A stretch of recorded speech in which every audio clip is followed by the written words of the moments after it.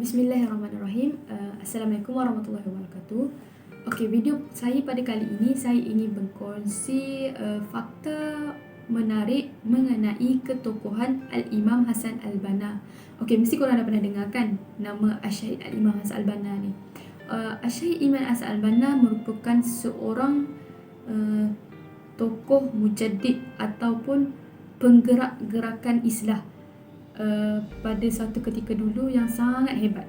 Sehingga kini idea-idea dan gagasan beliau dijadikan sebagai sumber rujukan dan inspirasi oleh sesebuah gerakan Islam kini. Antara fakta menarik mengenai Al-Imam Hasan Al-Banna adalah beliau merupakan seorang pengasas kepada sebuah gerakan Islam yang paling hebat yang dikenali sebagai Al-Ikhwan Al-Muslimun yang muncul selepas kejatuhan Khilafah Turki Uthmaniyah. Beliau dikenali sebagai seorang mujaddid kurun ke-14. Nama penuh Al-Imam Hasan Al-Banna adalah Hasan Ahmad Abdul Rahman Al-Banna. Beliau dilahirkan pada 25 Sya'ban 1324 Hijrah bersamaan dengan 14 Oktober 1906 Masihi. Al-Imam Hasan Al-Banna ni berasal daripada keluarga yang sangat berpegang teguh dengan agama. Balik kehebatan seorang anak, pastilah ianya hasil daripada didikan dan tarbiyah oleh orang tuanya. Ayah beliau iaitu Syekh Ahmad Abdul Rahman Al-Banna juga merupakan seorang ulama yang terkenal di Mesir dan juga turut dikenali sebagai As-Sa'ati, yang mana beliau juga merupakan seorang tukang jam. Sebagai seorang ulama, dekat rumah beliau ni ada disediakan perpustakaan yang sangat besar.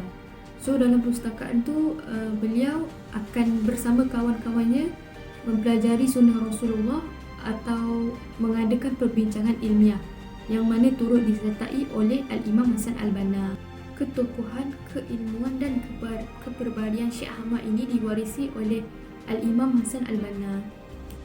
Al-Imam Hasan Al-Banna juga turut dikenali sebagai seorang penggerak dakwah. Di medan dakwah, Al-Imam Hasan Al-Banna sangat memberi impak yang besar, terutamanya kepada masyarakat Mesir, yang mana pada ketika itu masyarakat Mesir dihujani dengan ancaman pemikiran barat. Antara sumbangan Al-Imam Hasan Al-Banna adalah dengan membina fikrah mereka supaya menjadi Muslim yang sebenar-benarnya melalui pendekatan tarbiyah dan usrah. Sebagaimana contohnya, beliau berdakwah di kedai-kedai kopi dan di kedai-kedai makan untuk menerangkan dan mengajarkan tentang Islam. Okey, dalam penyebaran dakwah Islam juga Al-Imam Hasan Al-Banna turut menulis karya-karya khususnya yang berbentuk risalah. Walaupun Al-Imam Hasan Al-Banna sibuk dengan urusan jemaah, bidang perniagaan dan sebagainya, Al-Imam Hasan Al-Banna tidak pernah mengabaikan tanggungjawabnya sebagai seorang bapa. Okey, antara didikan dan tarbiyah Al-Imam Hasan Al-Banna kepada anak-anaknya adalah menjadi guru akidah dan tauhid. Seterusnya, tiada suara jeritan di rumahnya. Al-Imam Hasan Al-Banna apabila ingin bercakap dengan anak-anaknya, beliau akan pergi hampir dengan kepada anaknya. Beliau tidak akan melaung-laungkan, apatah lagi menjerit. Beliau juga tidak pernah menyakiti anak-anaknya. Apa yang paling saya sangat kagum dengan Al-Imam Hasan Al-Banna ni, sesibuk mana pun beliau dengan urusan jemaah ataupun urusan perniagaan dan sebagainya, beliau tidak pernah meninggalkan waktu makan bersama anak-anaknya. Dan yang terakhir adalah catatan perihal anak disimpankan di dalam satu fail, yang mana Al-Imam Hasan Al-Banna akan menyimpan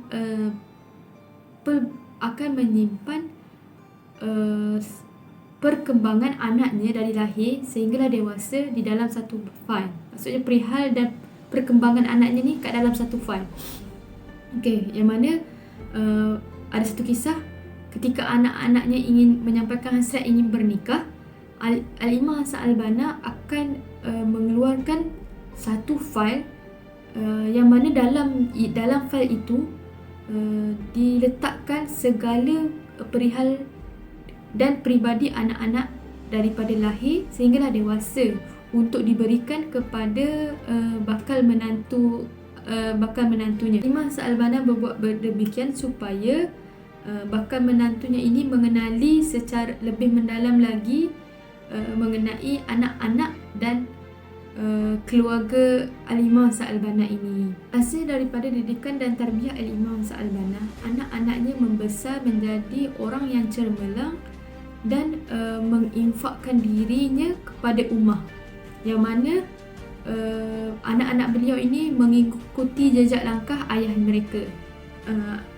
Al-Imam Hassan Al-Banna pernah berkata, urusanku untuk ummah adalah penting, namun urusan anak-anakku adalah lebih penting lagi. Kesimpulannya, Imam Hassan Al-Banna bukan saja hebat dalam bidang dakwah, namun beliau juga sangat hebat dalam mendidik dan mentarbiyah anak-anaknya sehingga menjadi seorang mukmin yang cermelang dan menginfakkan diri mereka kepada ummah. Cara beliau mendidik anak-anaknya telah dijadikan sebagai rujukan dan tauladan kepada masyarakat kini. Semoga apa yang saya kongsikan ini menjadi inspirasi dan rujukan untuk kita sama-sama memperbaiki diri kita. Sekian, terima kasih.